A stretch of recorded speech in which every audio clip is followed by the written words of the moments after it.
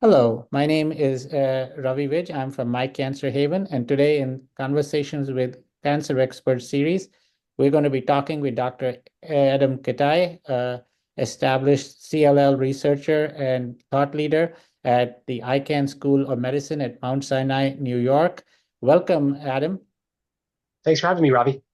So we're going to talk about the future of treatment for chronic lymphocytic leukemia. This is one of the cancers in which you folks have made chemotherapy history already. So the question is, how do we, improve upon the tremendous work that you and your colleagues have done over the years to improve outcomes? So, um, as far as the current state of the art goes, I think that the frontline treatment is mainly a choice between a BTK inhibitor and a BCL2 inhibitor. We're not going to get into those issues and how you choose.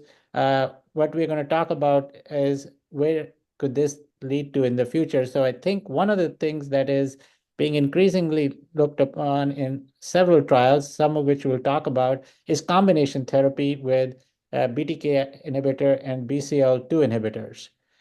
So in that regard, I think the Captivate study is one that has often been talked about. Can you tell us about the study design and the key findings from this study? Yeah, for sure. So I think that we'll have a approved BTK inhibitor, BCL2 inhibitor combination, hopefully in the next year, based off the Amplify study, which we expect to be presented at one of our national conferences very soon. But the data here is the Captivate study, which is ibrutinib plus venetoclax. So this is a phase 2 study, and it had a little bit of an interesting design where if patients had undetectable minimal residual disease after completing combination therapy for 15 cycles, they were randomized to either continuing ibrutinib or getting placebo. And if they had detectable MRD after completing 15 cycles, they were randomized to either receiving ibrutinib or ibrutinib plus venetoclax.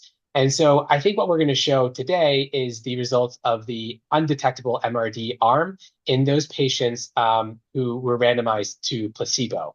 And I think that we're waiting for the